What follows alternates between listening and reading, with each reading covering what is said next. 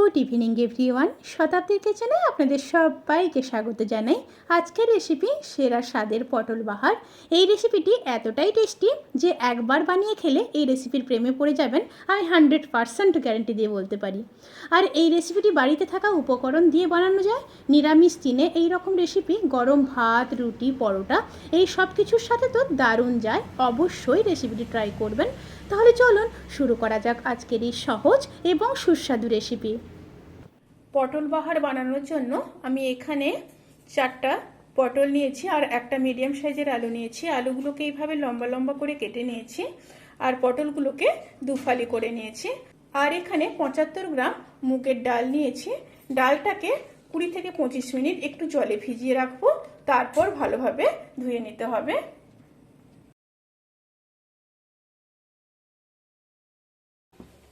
প্রথমে কড়াইতে সর্ষের তেল দিয়ে দেব।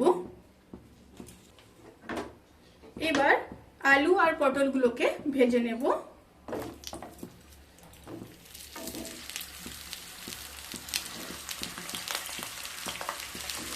সাথে দিয়ে দেব খুব সামান্য লবণ।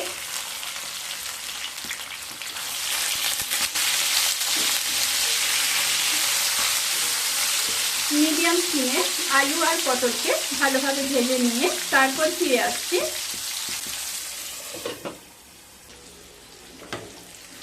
পটল আর আলু খুব ভালোভাবে ভাজা হয়ে গেছে। এবার পটল আর আলুগুলোকে তুলে নেব।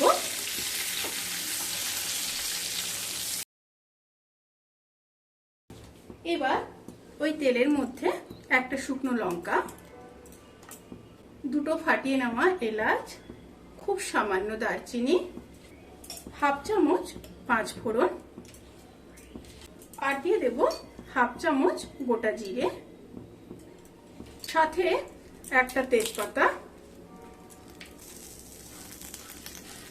ফোড়ন থেকে যখন সুন্দর একটা স্মেল বেরোতে শুরু করবে সেই সময় দিয়ে দেব ভিজিয়ে ছেঁকে নেওয়া মুগ ডাল।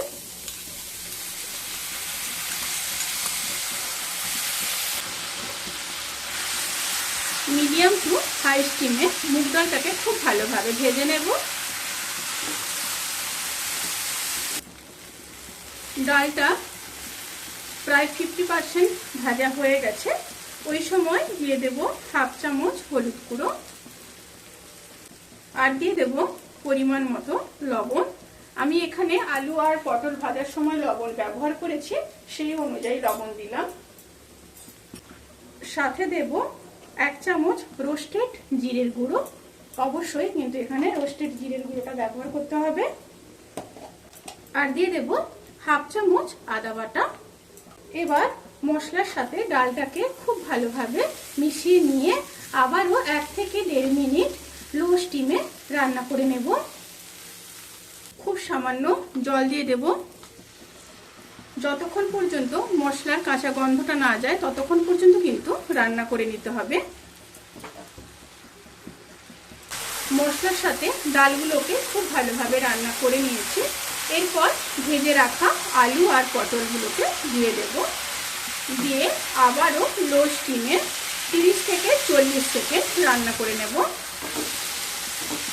30 থেকে 40 সেকেন্ড রান্না করে নেওয়ার পরে এবার দিয়ে দেব জল।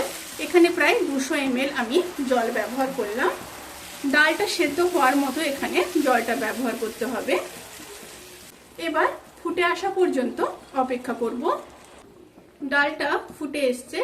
এরপর একটা বড় সাইজের টমেটো কুচিয়ে রেখেছি, উপর থেকে দিয়ে দিলাম। এবার একটু নেড়ে নেব।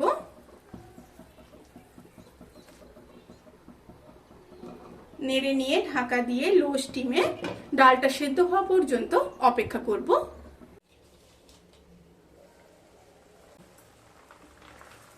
রেসিপিটি কিন্তু অলমোস্ট ডান। এবার নামানোর আগে 1 চামচ চিনি দিয়ে দেব। অবশ্যই দিতে হবে টেস্ট ব্যালেন্স করার জন্য। আর দিয়ে দেব হাফ চামচ গরম মশলা। আর দিয়ে দেব কিছুটা ধনেপাতা। আর যেটা না দিলে নয় সেটা হলো ঘি। উপর থেকে 1 চামচ ঘি দিয়ে দিলাম। এবার সমস্ত উপকরণগুলোকে খুব ভালোভাবে মিশিয়ে নেব।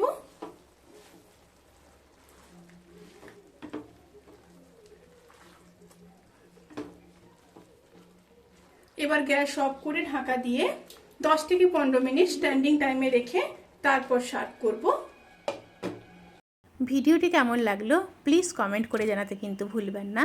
যদি ভালো লেগে থাকে তাহলে সাবস্ক্রাইব করে পাশে থাকা বেল আইকন প্রেস করে নোটিফিকেশান অল করে রাখবেন। তাতে করে আমি যত রেসিপি দেব সমস্ত লিঙ্ক আপনাদের কাছে পৌঁছে যাবে। আর আপনারা সবাই ভালো থাকবেন, সুস্থ থাকবেন, সাবধানে থাকবেন। আজকের মতো এই পর্যন্ত। পরের ভিডিওর জন্য অপেক্ষা করুন। টাটা।